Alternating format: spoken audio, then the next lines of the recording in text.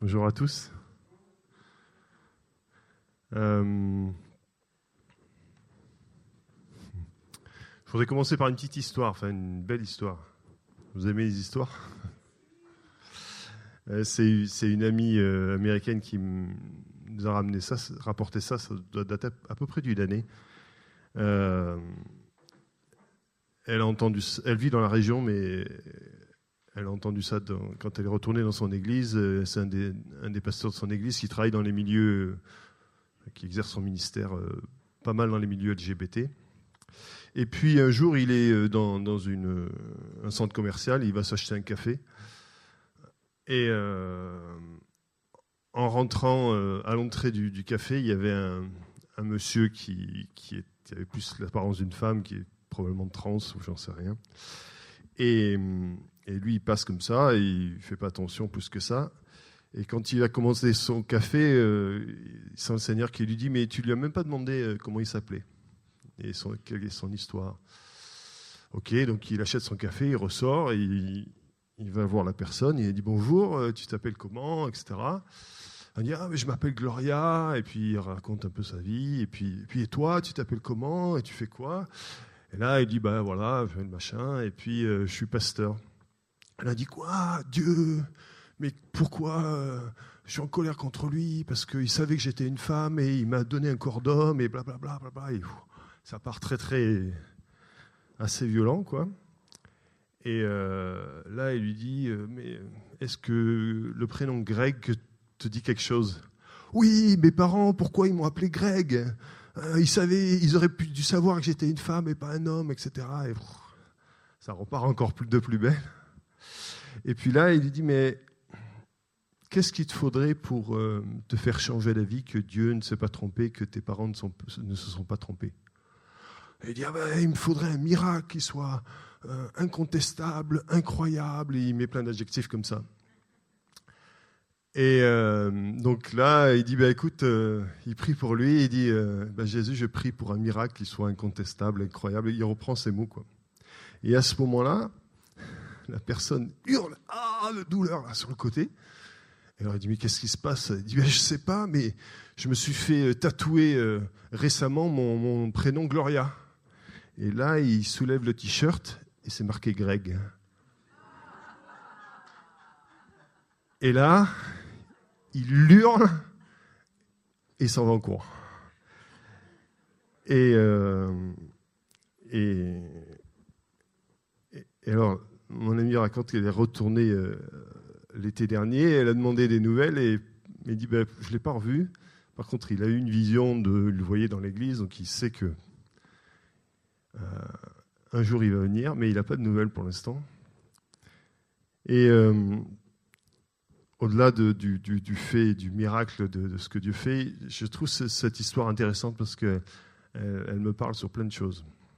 Bon, déjà, le fait qu'on dit souvent le Saint-Esprit est un gentleman. Oui, mais il a sa propre définition de gentleman. Et des fois, c'est pas la nôtre. Et puis, dans un cas pareil, c'est forcément quelqu'un qui est dans une souffrance extrême, dans lequel on n'a, nous, aucune solution. Comment parler, atteindre des gens qui sont dans des telles difficultés dans leur identité, etc., qui sont autant avancés dans tout un schéma de pensée, qui sont dans des forteresses de pensée qui sont humainement inatteignables. Et là, le Saint-Esprit a un chemin, a une voie, a une solution. Et aussi, on voit dans ce témoignage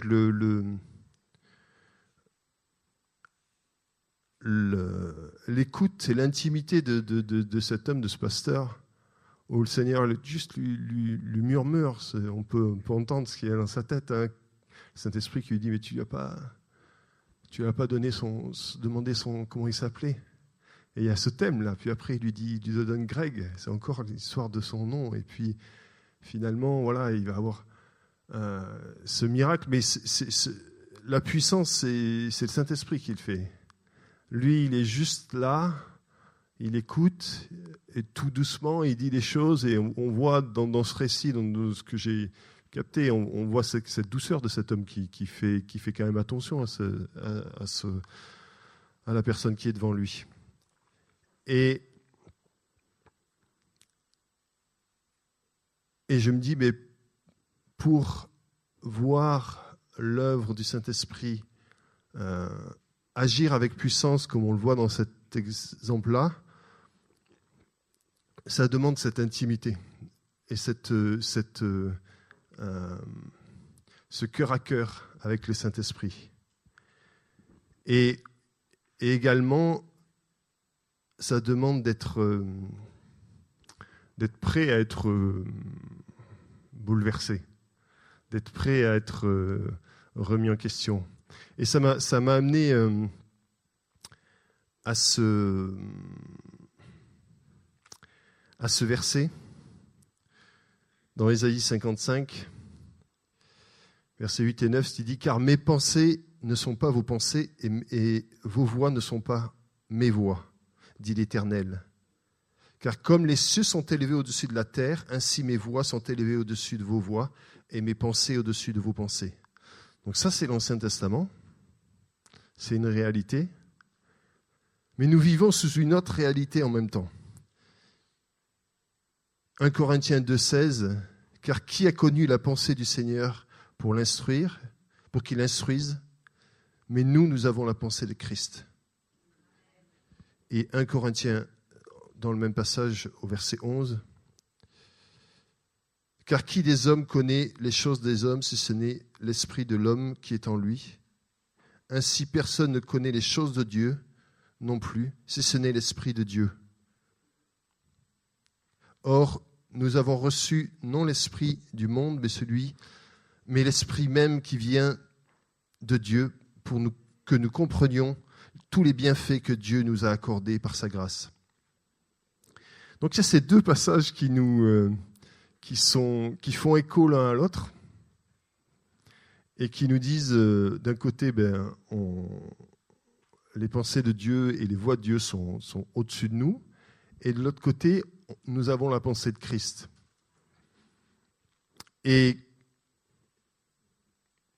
je pense que ce passage ne veut pas dire que au moment où on se convertit, on reçoit le Saint-Esprit, on a tout compris et on a toute la pensée de Christ. Ça me fait penser, quand j'ai eu 7 ans, on m'a dit « Ah, 7 ans, c'est bien, tu as 7 ans, c'est l'âge de raison. » Et ma réaction, ça a été dit « Ah bon, à partir de maintenant, j'aurai toujours raison ?» Non, c'est pas tout à fait comme ça. Tu te souviens ? Authentique, hein, mais validé. Voilà.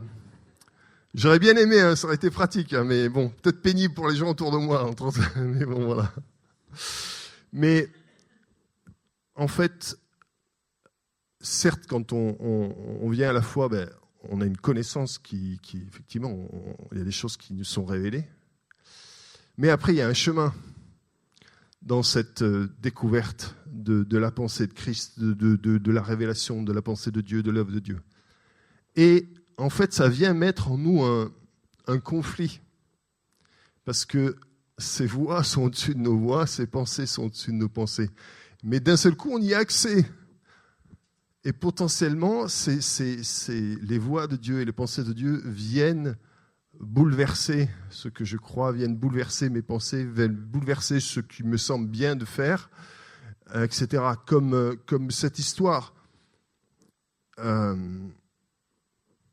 C'est extraordinaire cette histoire, mais heureusement que c'est le Saint-Esprit qui l'a fait.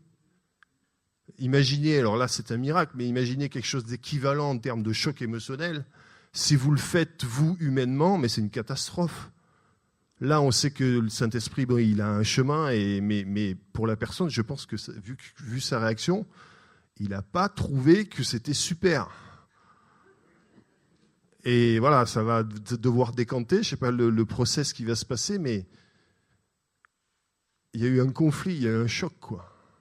Et je pense qu'on a besoin de réaliser que ok, le Saint-Esprit, il est en nous, mais il est là pour nous révéler le Père. Et cette révélation va bouleverser les choses, va nous toucher, va faire en sorte que, je pensais que ma petite vie chrétienne, c'était bien comme ça, mais Seigneur veut pousser les murs.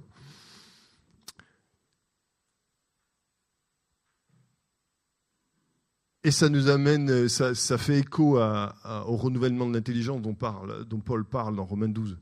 Il y a tout ce travail. Et Jésus le dit aussi, Jean 16, versets 12 et 13. « J'ai encore beaucoup de choses à vous dire, mais vous ne pouvez les supporter maintenant. Mais quand celui-là, l'Esprit de vérité, sera venu, il vous conduira dans toute la vérité. Car il ne parlera pas de lui-même, mais il dira tout ce qu'il aura entendu, et il vous annoncera les choses qui vont venir, vont arriver. » Déjà, il y a cette notion de ne pas pouvoir supporter certaines révélations. C'est fort, ça. Et on le voit bien, il y a des choses où, peut-être même dans nos vies, on s'aperçoit qu'on a accepté certaines vérités qui, quelque temps avant, on ne pouvait pas les accepter. C'était trop fort. Et c'est vrai, ça, c'est comme quand on vous annonce un drame, la première réaction, c'est le déni. C'est pas possible, quoi. Là, c'est pareil. Je pense que quand il y a quelque chose une révélation qui est trop différente de ce que je pense, il y a comme un rejet, quoi. Et donc, le Saint-Esprit vient nous révéler et en même temps nous préparer à la révélation. Et on voit après qu'il dit qu'il nous conduira. Ça ne veut pas dire que paf, ça y est, en un seul coup, tu as reçu l'Esprit, tu as tout compris. Non, c'est un chemin. Et ce chemin,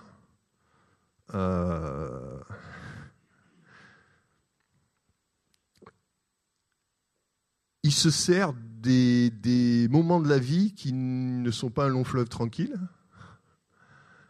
Et il y en a, je ne sais pas si vous avez remarqué, mais il y en a. Et dans ces moments-là, le Seigneur veut... c'est comme s'il y avait des fêlures, des craquelures. Et le Saint-Esprit veut venir là, à la fois, des fois pour nous guérir, nous toucher, des fois pour toucher des mensonges, toucher des choses qui... Et puis le fait aussi que d'un seul coup, dans des temps où nos certitudes tombent, nos cœurs s'ouvrent. Et là, d'un seul coup, le Seigneur il est capable de toucher, de nous révéler, de nous faire rentrer dans une dimension de choses qu'on n'était pas peut-être capable d'accueillir jusque-là.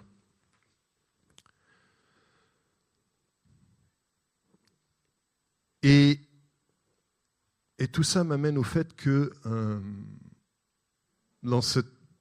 pour être conduit par l'Esprit et pour laisser le Saint-Esprit nous conduire dans des choses qui ne sont pas, qui peuvent nous troubler, qui pourraient être voilà. On a besoin de cultiver une affection et un amour pour le Saint-Esprit. J'ai détourné, on va dire même, un verset de 1 Pierre 4,8. Il dit « Car l'amour couvre une multitude de péchés. » Et je dirais, on peut l'appliquer au Saint-Esprit. Non pas que le Saint-Esprit pêche, parce que le Saint-Esprit, c'est un peu difficile quand même. Mais le Saint-Esprit peut faire des choses qui nous dérangent, qui nous heurtent, comme dans ce cas-là. Et le fait d'avoir un amour pour le Saint-Esprit nous permet d'appréhender, d'avoir le bon positionnement de cœur pour les choses dans lesquelles Dieu peut nous emmener, où ça descend, ça monte. On n'aimerait pas passer par là. Mais si j'ai cette affection, dans ces moments-là, ok, mon cœur va peut-être vaciller, être troublé, mais je sais au fond de moi que le Seigneur est à l'œuvre. Et dans ce temps-là, si je vis ces moments-là, dans cette confiance et dans cette assurance de son amour, alors je suis enseignable dans ces moments-là. Et dans ces moments-là, Dieu est capable de me faire grandir en maturité. Donc je pense vraiment que c'est important cet amour et cette affection de le cultiver envers la personne du Saint-Esprit. Aussi, ça nous aide à discerner parce que en ayant cette intimité, ça nous permet de sentir ce qui vient de lui et ce qui ne vient pas de lui. Et des fois, c'est pas... J'ai des choses où ma tête me dit non, non, non. Mais je sais au fond de moi que c'est oui. Et j'arrive pas à les réconcilier. Hein. C'est les deux vivent en même parallèle. Et je dis, Seigneur, je ne comprends pas. Mais je sais que c'est toi. Ok, on continue. Et ça, tu peux pas le créer intellectuellement. Tu peux que le créer parce que tu as une affection envers Dieu, envers le Saint-Esprit qui t'a été donné.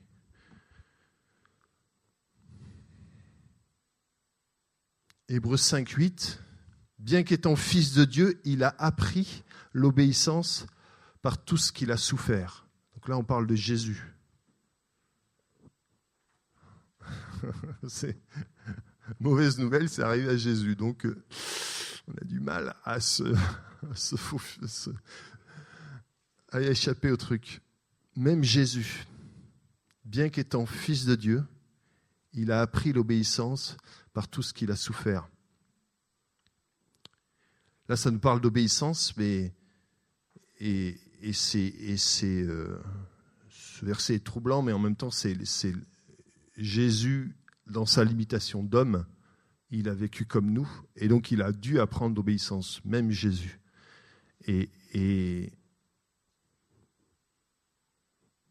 Mais cette obéissance, ça me parle aussi justement de cette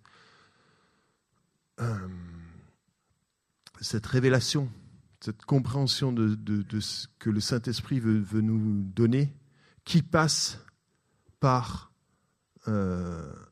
tous les aléas de nos vies dans lesquels Dieu veut se révéler. Dieu veut se révéler dans les moments de joie, dans les moments en haut, et Dieu veut se révéler dans les moments en bas. Et il a des facettes de son cœur qui veut nous révéler dans chacun de ces moments.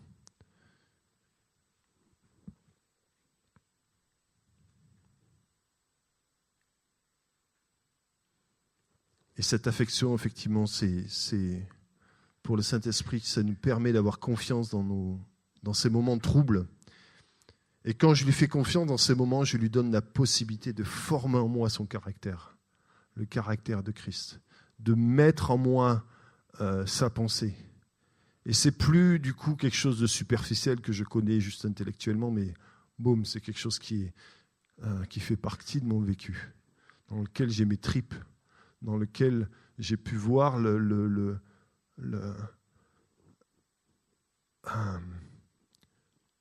pensée du Saint-Esprit ou le toucher du Saint-Esprit dans les moments clés. Et là, tu sais que tu sais. Et là, tu sais que c'est un fondement. Et il peut se passer des choses, tu dis non, mais mon Dieu, c'est mon Dieu. C'est l'Esprit de Dieu qui est en moi qui me l'a révélé.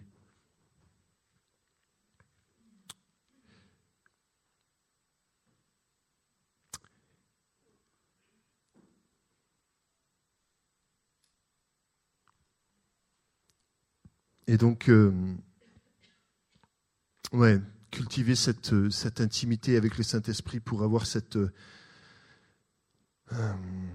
sensibilité pour comprendre ce que Dieu fait. Et j'aimerais prendre un exemple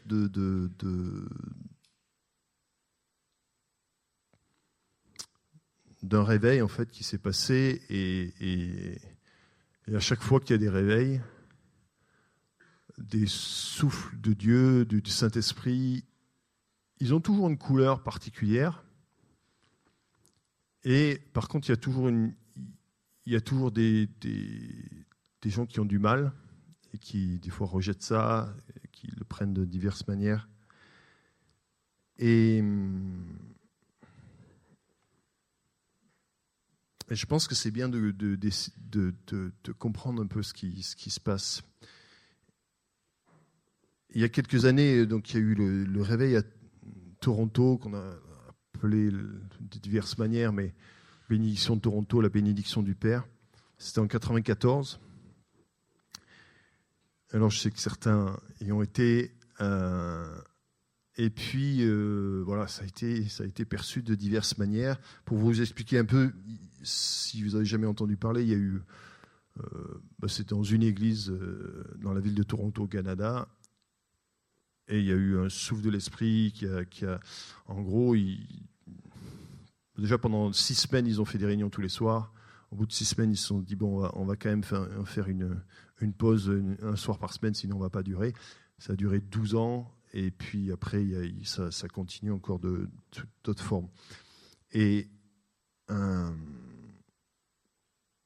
y avait un déversement de l'esprit, les gens étaient touchés, mais il se passait des choses qui pouvaient être surprenantes, avec beaucoup de rire, des gens qui faisaient des cris d'animaux, qui faisaient des trucs bizarres, machin, tout ça. Et donc, de loin, certains n'ont pas compris ça. Qu'est-ce que c'est ? Ça ne vient pas de Dieu, c'est pas biblique. Alors, sur le c'est pas biblique, relisez l'Ancien Testament, parce que quasiment tout ce qui s'est passé, vous pouvez le trouver dans la Bible. Donc, les cris d'animaux, les machins bizarres, il y a même pire. Même pire. Je disais, Seigneur, il y a certaines choses, garde-les dans l'Ancien Testament, s'il te plaît, ne nous les fais pas vivre. On les laisse pour les prophètes, là, les petits et les grands, de l'Ancien Testament, s'il te plaît, pas chez nous. Mais voilà, c'est une blague, mais ouais. Pour vous dire que voilà, c'est pas biblique. Mais je comprends que quand le Saint-Esprit souffle et fait des choses qui sont pas habituelles, qui peuvent être troublantes, je comprends qu'on puisse être troublé. Et c'est là où je dis, mais il faut cette affection, cultiver cette affection avec le Saint-Esprit, cette intimité, qui nous permet, dans ces moments-là, dans les choses qui viennent pas taper notre intelligence, pouvoir avoir ce cœur et dire non, mais ok, je comprends pas, mais il y a quelque chose, mais tu es là-dedans. Et il y avait cette histoire qui était assez intéressante c'était plusieurs pasteurs qui justement avaient une vidéocassette à l'époque de ce qui se passait dans ces réunions à Toronto, et ils étaient là à regarder cette vidéo à 3-4 là, et ils étaient tous très surpris de ce qui se passait, mais à la fin ils se sont tous dit, on ne sait pas, on ne comprend pas, mais on sent que c'est Dieu. Et j'aime ça parce que Dieu ne nous demande pas de tout comprendre, Dieu ne nous explique pas tout, mais il nous demande de lui faire confiance et d'avoir cette sensibilité pour capter quand ça vient de lui. Et pour revenir à l'histoire de Toronto, j'aimerais vous donner, au-delà de ce qui s'est passé sur Toronto, l'histoire d'avant. Comment c'est arrivé là ? Et vous verrez pourquoi après. Ce réveil à Toronto a été... La mèche, je dirais, l'étincelle a été amenée par une personne qui s'appelle Randy Clark, qui vit sur la côte est des États-Unis. Voilà, donc il est allé pour un week-end, voilà, il est resté 6 semaines. Et lui-même, bon, était un pasteur, je ne sais plus de quelle dénomination, mais peu importe. Il se passait, on va dire, il vivait pas des trucs de folie, hein. Mais un jour, il a rencontré John Wimber du mouvement Vineyard, pour ceux qui connaissent côte ouest des États-Unis. Et là, John Wimber s'est pris d'affection avec lui et l'invitait systématiquement dans tous les rassemblements des leaders des églises Vineyard, etc. Et il l'invitait à chaque fois. Et lui, il se dit, mais je ne suis pas dans une église Vineyard, pourquoi il m'invite ? Il était gêné, il se sentait comme un cheveu sur la soupe dans ce truc-là. Qu'est-ce que je fais là ? À chaque fois, il avait l'impression que tous les pasteurs autour de lui vivaient des choses, puis lui, il n'était pas... Il ne comprenait pas ce qui se passait. Ça a duré des années. Et un jour, un des responsables de cette équipe parle avec lui et il lui dit, mais tu sais, pourquoi tu es là ? Il dit non. Ah mais si, mais... Ah ben, il dit bon, enfin bref, il a compris qu'il ne devait pas lui dire, mais c'était trop tard. Il lui dit, mais John Wimber, en fait, il y a des années, quand il t'a vu, le Seigneur lui a parlé comme quoi Dieu allait démarrer un réveil au travers de toi et que tu es porteur de ça. Et quand le réveil de Toronto a démarré, il a appelé John Wimber et John Wimber lui a dit c'est ça. Et John Wimber, le mouvement Vineyard, est une émanescence de Calgary Chapel et des Jesus Movement et Jesus Revolution. C'est tout le mouvement des hippies sur la côte ouest des États-Unis qui ont, enfin une partie, il y a eu un gros réveil dans ce mouvement-là, qui a notamment été porté par un certain Lonnie Frisbee, qui a eu des hauts, qui a eu aussi des bas. Et lui, ce Lonnie Frisbee, a reçu une onction quand elle était sur son lit de mort, de Catherine Kuhlman. Et je pourrais remonter comme ça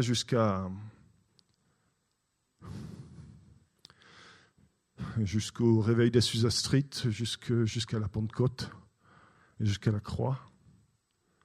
Et pourquoi je vous dis tout ça, c'est que c'est facile pour nous, des fois, quand on voit quelqu'un, une manifestation, on sait pas, c'est de l'esprit, machin, etc. Mais c'est facile de juger. Mais si on a un regard de ce que Dieu fait dans l'histoire, et que ce qu'il a amené là, ce réveil de Toronto, et qui derrière a permis de toucher quelqu'un comme Bill Johnson, avec tout Bethel, quelqu'un comme Heidi Baker, qui était une missionnaire au bout du rouleau, prêt à tout abandonner. Et Dieu l'a touchée à Toronto. Et aujourd'hui, dans son ministère, il y a des milliers d'églises qui sont implantées partout dans le monde, mais notamment au Mozambique. Et il y en a d'autres, etc. Ce que je veux dire, c'est que on a notre petite vue, mais gardons-nous de juger ce que le Saint-Esprit fait. Alors ça ne veut pas dire qu'il ne faut pas avoir du discernement et il y a la place pour ça. Mais ça veut dire qu'on a besoin de valoriser le don du Saint-Esprit. On a besoin de valoriser le don de l'Esprit de Dieu en moi.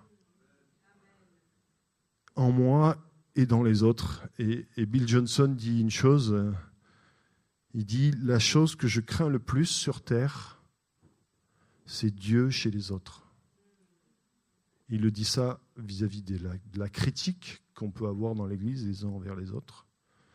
Et si vous connaissez un peu Bill Johnson, c'est la personne que je connais qui critique le moins.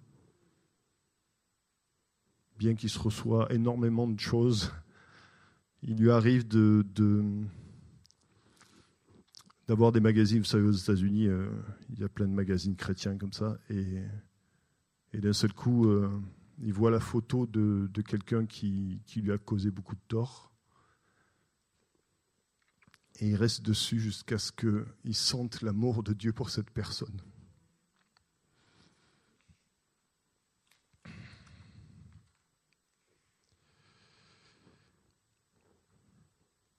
Et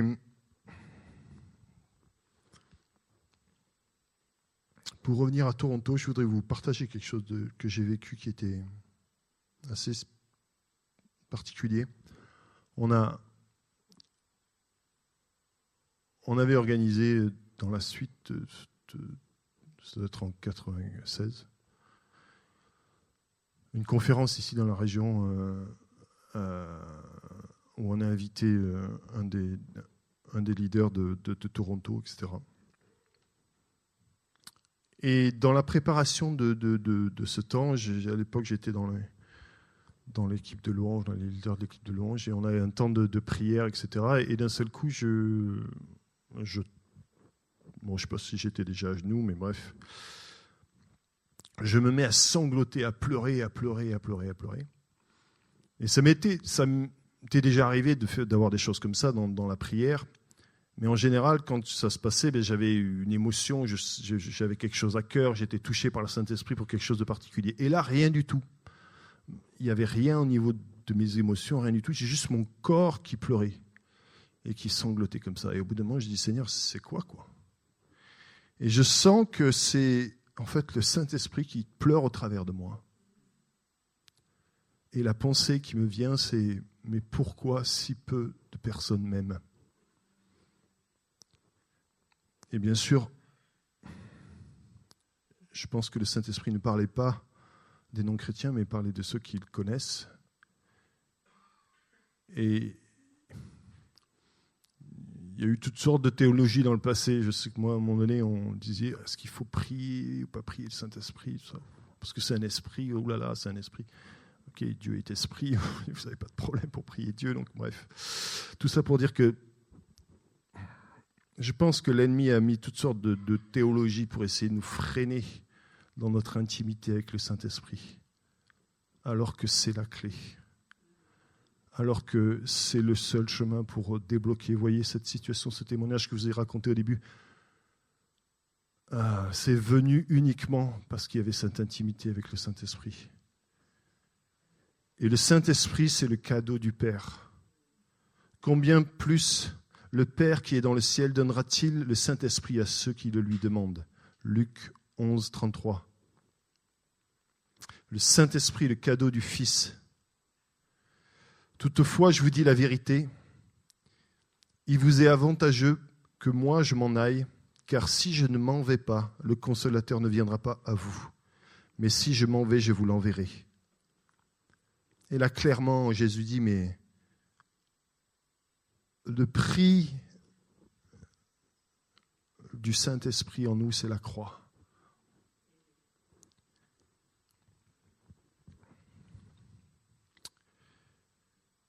Et on remarque que Jésus, après la croix, au moment où il se révèle à ses disciples, qu'est-ce qu'il va faire? Il va leur dire que la paix soit avec vous. Et la première chose qu'il fait, il dit, après avoir dit cela, il souffla sur eux et continua à recevoir l'Esprit Saint.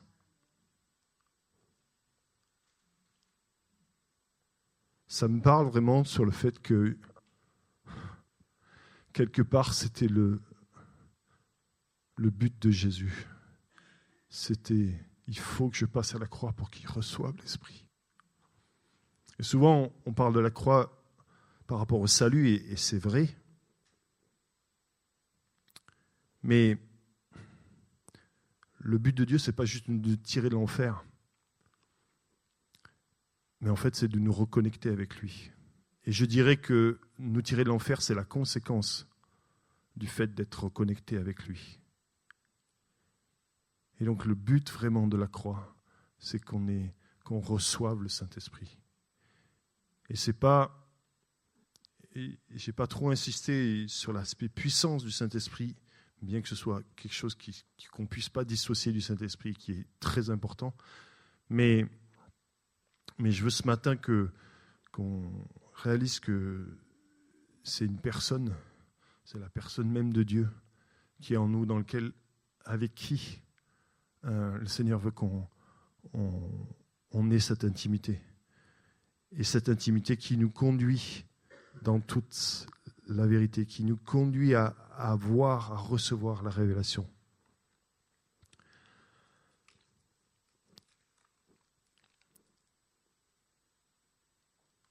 Et ce que j'avais à cœur, c'est que, justement, une des manières une chose qui nous aide à aimer le Saint-Esprit, à valoriser le Saint-Esprit, c'est de réaliser que le Saint-Esprit en moi, c'est le prix, c'est la croix. Et que Jésus est allé à la croix pour que je reçoive le Saint-Esprit. Alors j'hésitais à le faire. J'ai même, pour vous dire, j'ai fait des trucs, je les ai effacés. Et puis, vu l'introduction que Céline a faite, j'ai dit, ah ouais, non, mais ok, d'accord, Seigneur, il va falloir que j'obéisse. Alors, je vais vous le faire un peu en live. J'avais en cœur de croiser la lecture de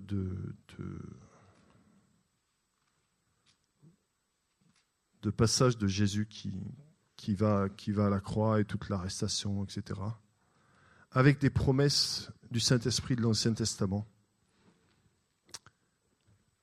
avec cette idée que, comme si c'était en fait ce que Jésus pensait au moment où il se passait tout ça, au moment où il était blasphémé, au moment où il était arrêté, au moment où il se repassait les promesses que le Père a faites dans l'Ancien Testament pour nous envoyer le Saint-Esprit, et que là, il était en train de les accomplir, en train d'accomplir ça. Et il y a deux choses qui me parlent là-dedans, à la fois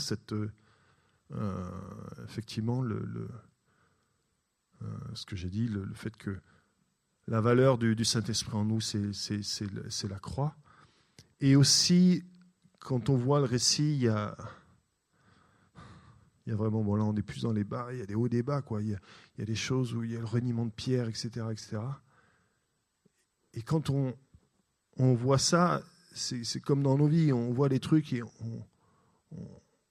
on est focalisé sur ce qui se passe et on n'en voit pas la finalité, quoi. Et on se dit, il se passe ça, oh là là, mais... Alors que à ce moment-là même, dans ces hauts, des bas, dans ces détails de vie, dans des trucs qui lui coupent l'oreille, etc., etc., la grande histoire que Dieu est en train d'écrire, c'est que, ça y est, le Père va enfin pouvoir nous donner l'Esprit. Et on va enfin pouvoir recevoir le Saint-Esprit. Et ça me rappelle ce que je vous disais par rapport à Toronto, toutes sortes d'actions du Saint-Esprit. De dire, mais, hey, prends du recul. Prends du recul. Ok, ça ne te plaît pas qu'il tombe, ok. Ok, tu as l'impression que celui-là, il fait semblant, peut-être. Hey, mais c'est le Saint-Esprit qui est en train d'agir. Et comme disait, je ne sais plus, c'était une conversation de ministère, et puis il y en a un qui dit, mais est-ce que tu penses que ce qui se passait à Toronto, c'était de Dieu? Et il lui a dit, un truc comme, 6% ou 10%, je ne sais plus ce qu'il lui a dit, c'était de Dieu, quoi. Et puis il dit, mais c'est bien plus que tout ce qui se passait. Et je trouve d'une telle sagesse, de dire, mais si on cherche à savoir dans tout ce qui se passe, qu'est-ce qui vient de Dieu, qu'est-ce qui vient pas de Dieu, vous savez ce qu'on est en train de faire? On est en train de manger de l'arbre de la connaissance du bien et du mal. Et Dieu nous demande de manger de l'arbre de la vie.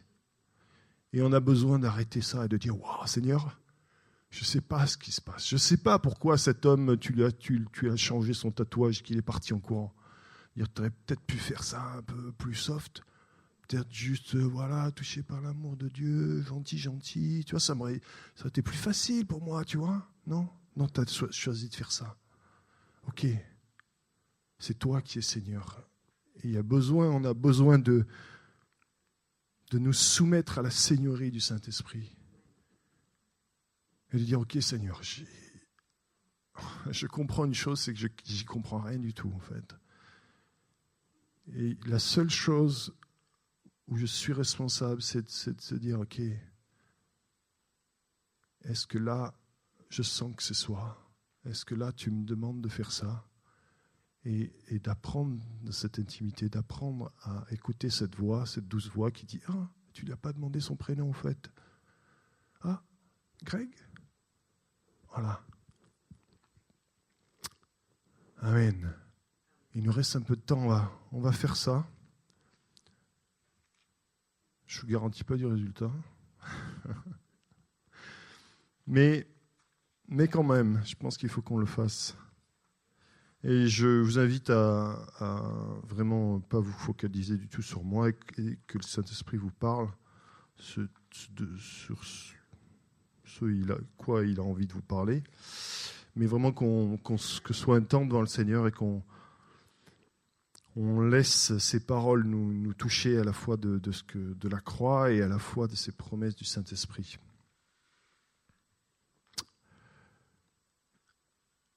Donc je vais faire des sauts, on va voir comment ça donne. Donc je suis dans Luc 22, je commence à partir du verset 14. Quand ce fut l'heure, Jésus se mit à table avec les apôtres et il leur dit : « J'ai vivement désiré célébrer cette Pâque avec vous avant de souffrir. En effet, je vous le déclare, je ne mangerai plus jusqu'au jour où tout ce qu'elle signifie sera accompli dans le royaume de Dieu. » Puis il prit une coupe, prononça la prière de reconnaissance et dit : « Prenez cette coupe, partagez-la entre vous, car je vous le déclare, dorénavant, je ne boirai plus du fruit de la vigne jusqu'à ce que le royaume de Dieu soit établi. » Joël 2, 28-32. Après cela, je répandrai mon esprit sur toute chair. Vos fils et vos filles prophétiseront, vos vieillards auront des songes, vos jeunes gens des visions. Même sur les serviteurs et sur les servantes, en ces jours-là, je répandrai mon esprit.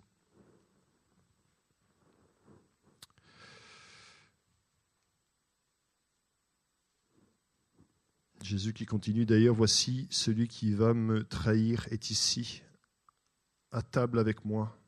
Certes, le Fils des hommes s'en va selon ce que Dieu a décidé, mais malheur à l'homme par qui il a été trahi, par qui il est trahi. Alors les disciples se demandèrent les uns les autres, lequel d'entre eux allait faire cela ?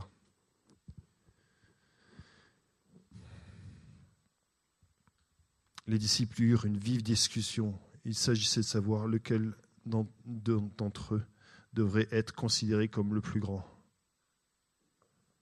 Je vais sauter.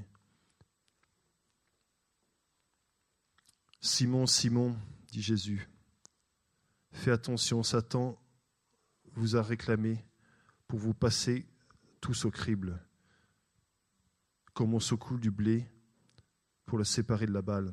Mais moi, j'ai prié pour toi, pour que ta foi ne te vienne pas à manquer. Et toi, le jour où tu seras revenu à moi, fortifie tes frères. » Ézéchiel 36, 26-27. Je vous donnerai un cœur nouveau, je mettrai en vous un esprit nouveau. J'ôterai de votre cœur le cœur de pierre, et je vous donnerai un cœur de chair. Je mettrai mon esprit en vous, et je ferai en sorte que vous suiviez mes prescriptions et que vous observiez et pratiquiez mes ordonnances.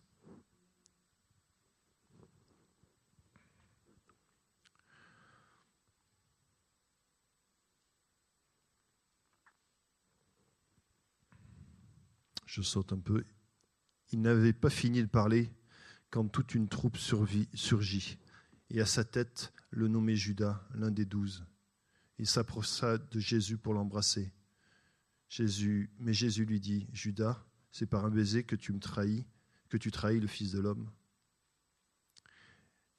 Et voyant ce qu'il allait se passer, les compagnons de Jésus lui demandèrent : « Maître, devons-nous frapper avec nos épées ? » Et immédiatement, l'un d'eux frappa le serviteur du grand prêtre et lui emporta l'oreille droite.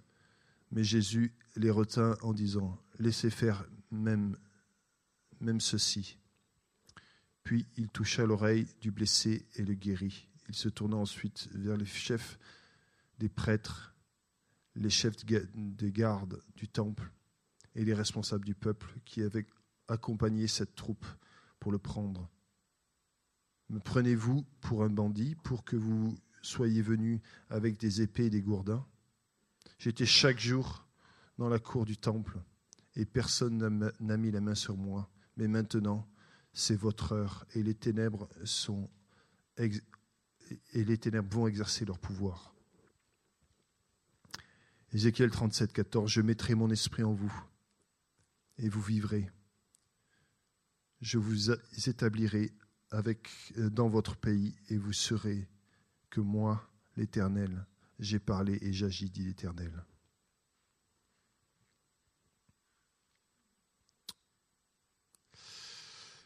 Je vais sauter un peu.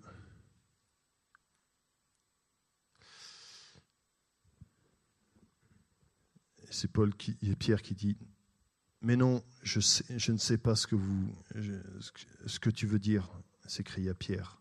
Au même instant, alors qu'il était encore en train de parler, le coq se mit à chanter. Le Seigneur se retourna et posa son regard sur Pierre. Alors Pierre se souvient de ce que le Seigneur lui avait dit. « Avant que le coq ne chante aujourd'hui, tu m'auras renié 3 fois. » Il se glissa dehors et se mit à pleurer amèrement. Les hommes qui regardaient Jésus se moquaient de lui et le frappaient. Et ils lui couvraient le visage en criant « Hé, fais le prophète, dis-nous qui te frappe !»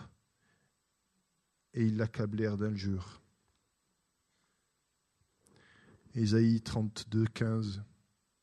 Jusqu'à ce qu'un esprit d'en haut soit répandu sur vous, alors le désert deviendra un verger, et le verger sera estimé comme une forêt.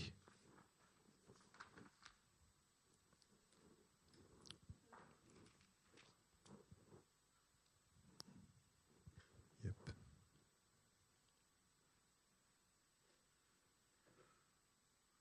Ils se mirent à crier tous ensemble, « Tu es donc le Fils de Dieu !» « Vous dites vous-même que je le suis, répondit Jésus. Là-dessus, ils s'écrièrent, « Qu'avons-nous encore besoin de témoins ? Nous venons d'entendre nous-mêmes de sa bouche. » Toute l'assemblée se leva, l'emmena devant Pilate. Là, ils se mirent à l'accuser. « Nous avons trouvé cet homme en train de jeter le trouble parmi notre peuple. Il interdit de payer l'impôt à l'empereur et il déclare qu'il est le Messie, le roi. » Alors Pilate l'interrogea, « Es-tu le roi des Juifs ?» « Tu le dis toi-même, » lui répondit Jésus. Ézéchiel 11, 19 à 20. « Je leur donnerai un même cœur, et je mettrai en eux un esprit nouveau. J'ôterai de leur corps le cœur de pierre, et je leur donnerai un cœur de chair, afin qu'ils suivent mes ordonnances, qu'ils observent et pratiquent mes lois. Ils seront mon peuple et je serai leur Dieu. »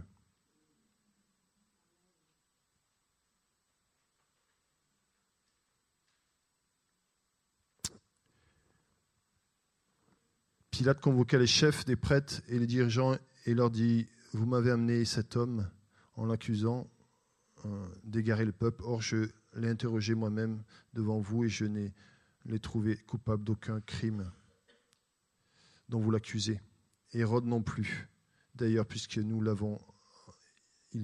renvoyé. Cet homme n'a rien fait qui mérite la mort. Je vais donc lui faire donner le fouet et le relâcher. » À chaque fête, Pilate devait leur accorder la libération d'un prisonnier. Mais la foule entière se mit à crier « À mort, relâche Barabbas !» Un peu plus loin, mais Pilate, qui désirait relâcher Jésus, adressa de nouveau la parole à la foule qui se mit à crier « Crucifie-le, crucifie-le !»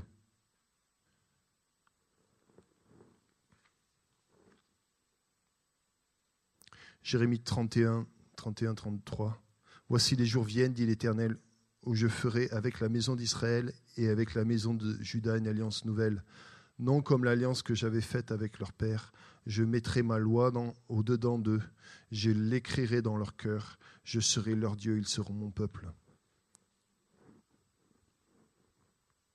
Pendant qu'ils l'amenaient, ils se saisirent d'un certain Simon de Cyrène, qui revenait des champs et l'obligèrent à porter la croix derrière lui. Une foule de gens du peuple le suivait, et il y avait aussi beaucoup de femmes en larmes qui se lamentaient à cause de lui. Se tournant vers elles, il leur dit « Femmes de Jérusalem, ne pleurez pas à cause de moi, pleurez plutôt à cause de vous-mêmes et de vos enfants. Car sachez-le, des jours viennent où l'on dira « Heureuses les femmes qui ne peuvent pas avoir d'enfants, etc. »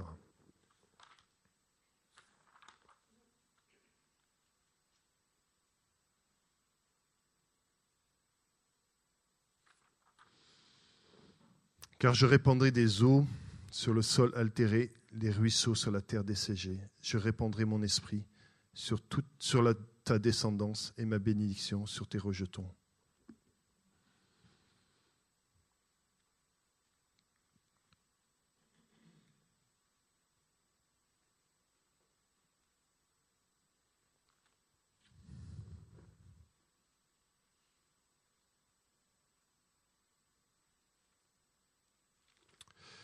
Alléluia.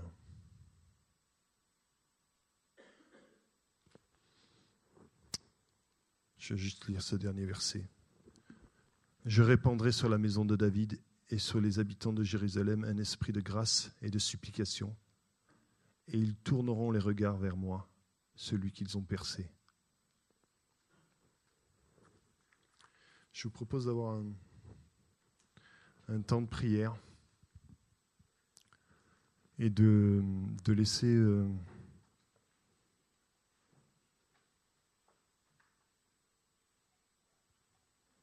le Saint-Esprit nous toucher.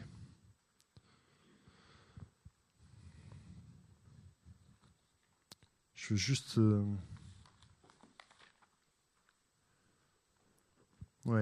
redire que le Saint-Esprit nous amène à cultiver une intimité avec lui, à cultiver notre amour pour lui, à cultiver cette affection, à réaliser combien,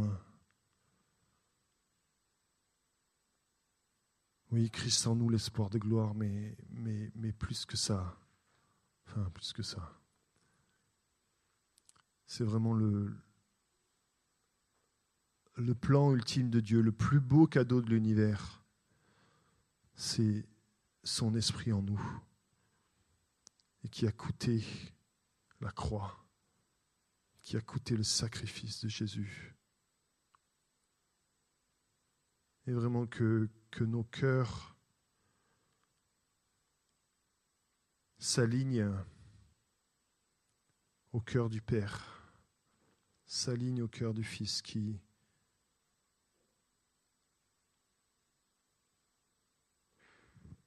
nous a donné ce si grand cadeau.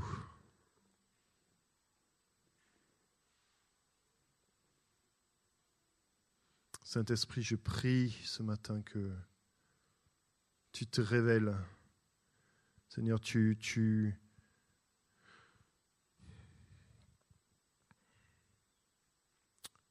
mettes la lumière sur les pierres, les barrières qu'on peut mettre dans nos cœurs, sur les révélations que tu veux nous donner et que des fois on n'est peut-être pas prêt à recevoir, Seigneur. Merci parce que tu nous conduis. Et nous voulons te laisser nous conduire, Seigneur.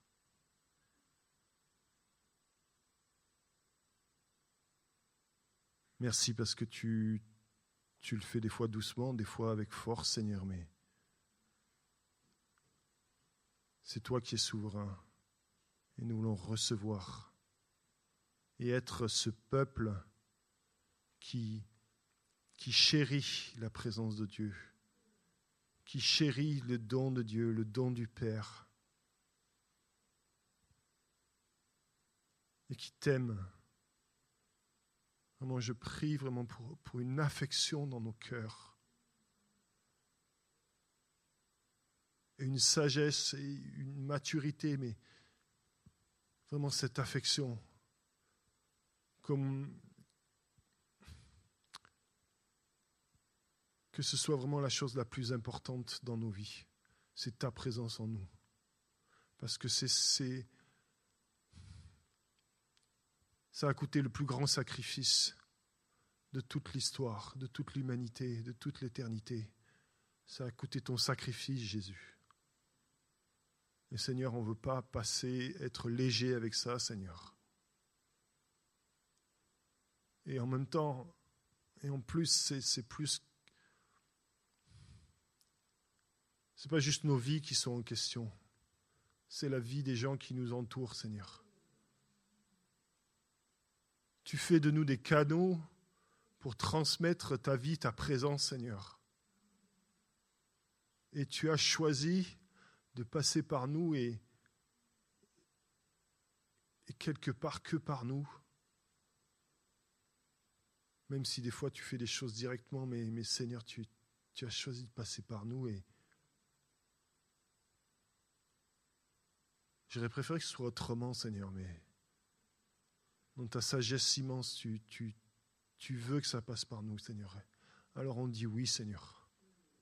On accepte, Seigneur. On accepte le coup, Seigneur. Je prie que cet amour pour toi, en nous, soit une passion qui nous rende capables de dire oui. De dire oui à ce qui peut nous faire peur, de dire oui à ce qui peut nous rejeter, enfin nous déseffrayer. Et qu'on puisse être enivré d'amour pour toi et te dire oui Seigneur. Oui Seigneur, quel que soit le coup. Parce qu'on veut voir des Gloria redevenir Greg. On veut voir des gens transformés. On veut voir nos vies transformées. On veut voir ta révélation se répandre, Seigneur.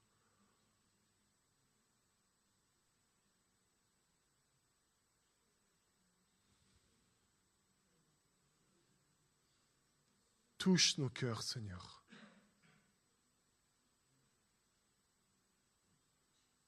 Et nous n'avons pas la recette, Seigneur. Toi, tu l'as. Toi, tu sais. Seigneur, ce matin, je prie vraiment avec humilité et sans savoir comment prier, Seigneur. Touche-nous, Seigneur. Mets en nous une soif de toi, une soif pure qui te cherche toi. Seigneur, pardon pour tous nos raisonnements, nos bonnes idées, notre contentement qu'on met au-dessus de toi, Seigneur. Donne-nous une sainte crainte de ta présence, Seigneur.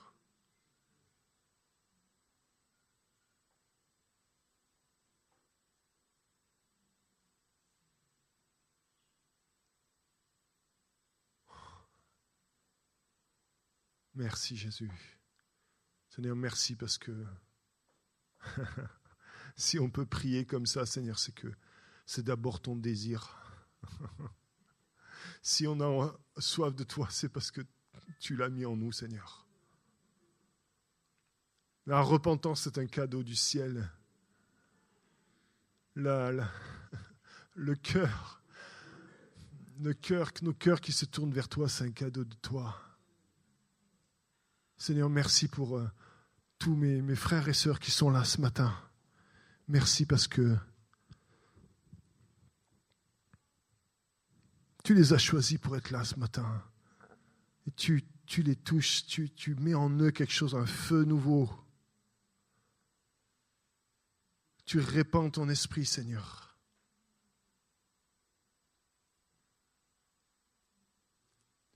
Merci Jésus, merci pour l'abondance qu'il y a dans ta présence, Seigneur. Pour l'abondance, Seigneur. Tu es le Dieu des miracles, tu es le Dieu des solutions dans les situations impossibles, Seigneur. Et tu veux nous conduire dans ces chemins-là, Seigneur. Tu veux nous conduire, tu veux nous donner d'être ceux qui sont conduits par l'Esprit, où on ne sait où ils vont ni où il va, comme le vent. Tu veux nous donner d'être cette personne-là, Seigneur. Merci parce que tu l'as déjà fait et tu veux continuer, Seigneur.